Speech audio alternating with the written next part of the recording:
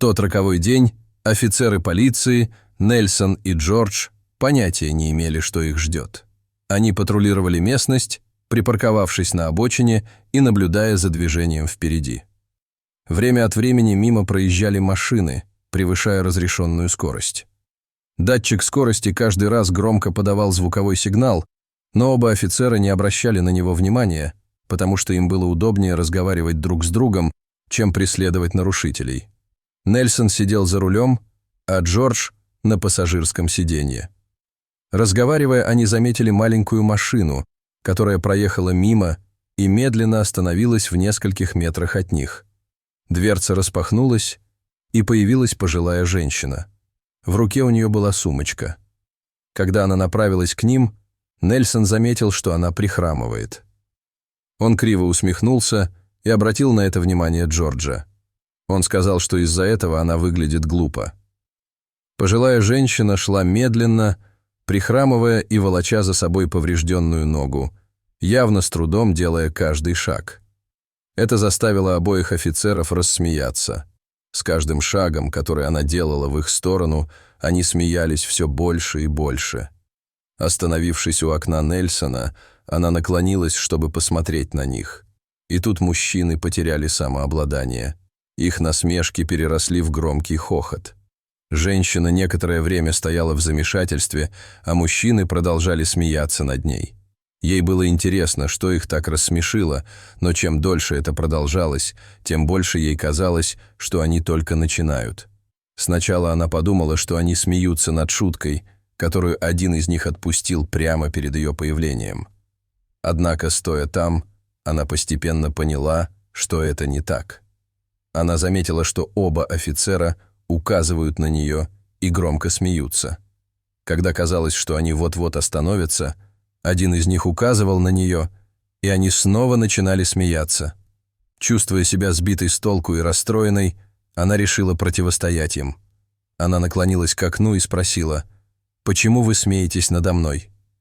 Когда она заговорила, смех внезапно прекратился, и мужчины уставились на нее.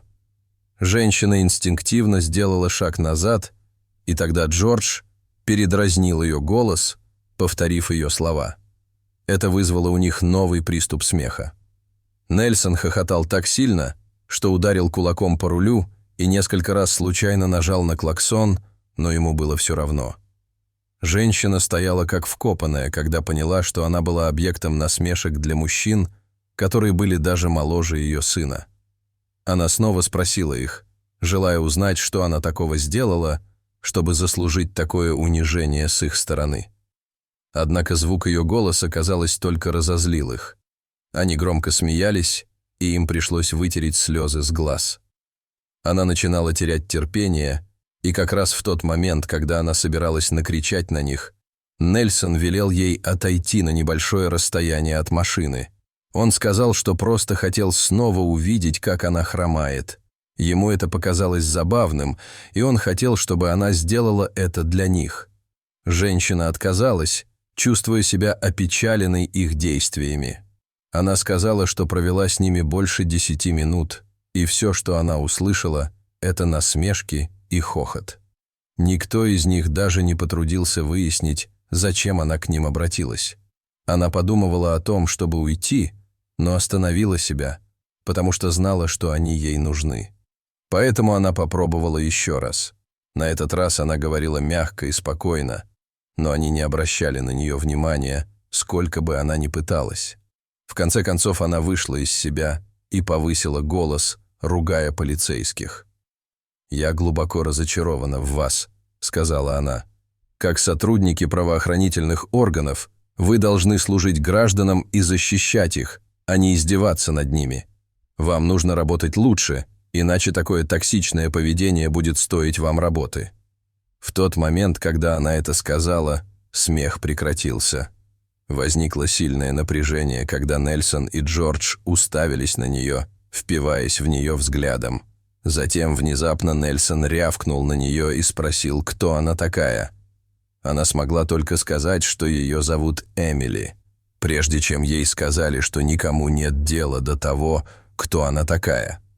Нельсон сказал, что она всего лишь гражданское лицо и поэтому не должна повышать голос на представителей закона. Он мог расценить это как форму домогательства и позаботиться о том, чтобы она пострадала за это. Его угроза нисколько не смутила Эмили. Вместо этого она потребовала объяснить, почему два офицера, которым следовало бы быть умнее, так плохо обошлись с незнакомцем. Предполагалось, что полиция – друзья народа, но их действия были какими угодно, только не дружелюбными. Это вызвало их гнев, и Джордж спросил, не пытается ли она научить их работе, объясняя, что должны и чего не должны делать полицейские. Как она смеет пытаться учить их, как будто они дураки. В приступе ярости офицеры вышли из патрульной машины. Их глаза пылали гневом, когда они уставились на Эмили. Они были полны решимости понять, почему она осмелилась быть такой самоуверенной. Все, что они увидели, это хрупкую, хромающую пожилую женщину. Они насмехались над ее маленькой машиной, находя ее жалкой.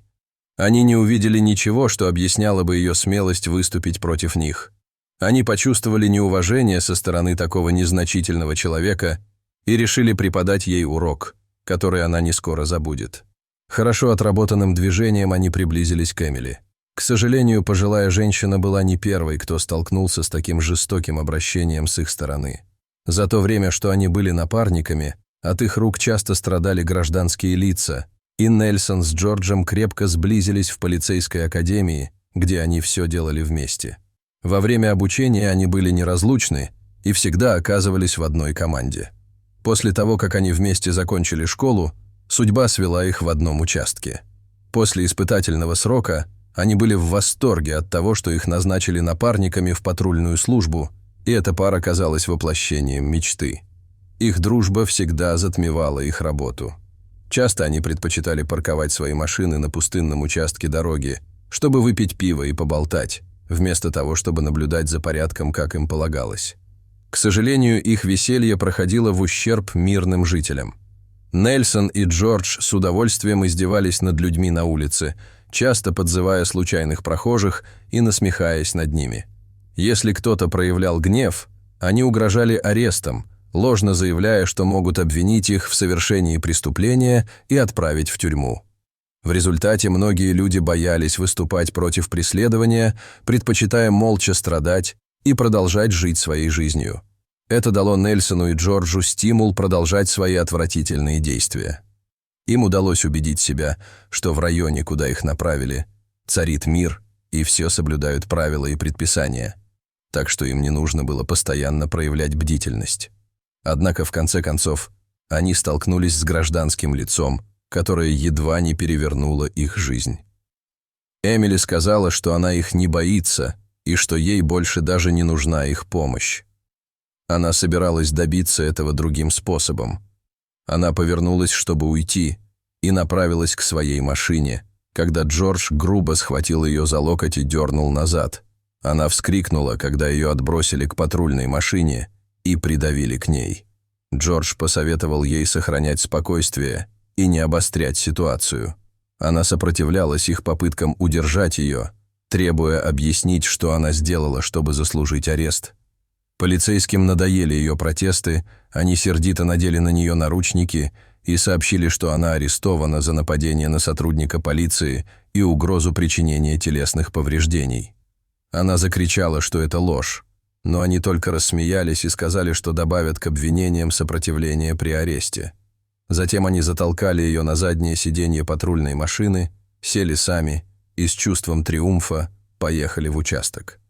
Когда они добрались до станции, то втолкнули Эмили внутрь и повели к месту, где должны были начать ее оформлять.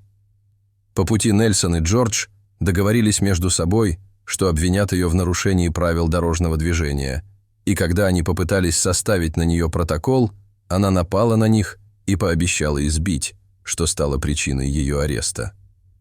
Когда они подвели ее к стойке, то обнаружили, что их капитан разговаривает с секретаршей и дает ей инструкции. Когда они подошли ближе, оба офицера вели себя прилично, изо всех сил стараясь выглядеть профессионалами. В этот момент капитан обернулся, и когда он увидел их, его глаза расширились от шока и ужаса. «Мама!» — внезапно он закричал. Оба офицера на мгновение застыли. Они переглянулись, гадая, не услышали ли они оба одно и то же. Однако снова раздался голос их капитана, требовавшего объяснить, что произошло и почему его мама в наручниках.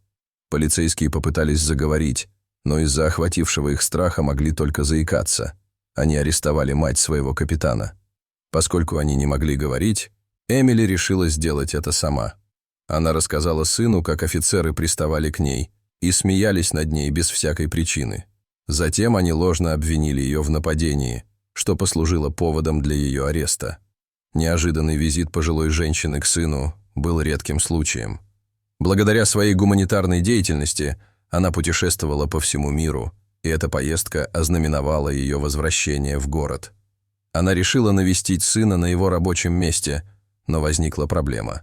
Она понятия не имела, как его найти. Она знала полицейский участок, где он работал, но это все, что ей было известно. В ее планы входило спросить дорогу у любого полицейского, которого она встретит в городе. Она думала, что это будет несложная задача, но, к сожалению, она столкнулась с Нельсоном и Джорджем. Оба офицера начали умолять, но капитан отказался это принять. В тот же день Нельсона и Джорджа уволили из полиции. Они были шокированы таким поворотом событий.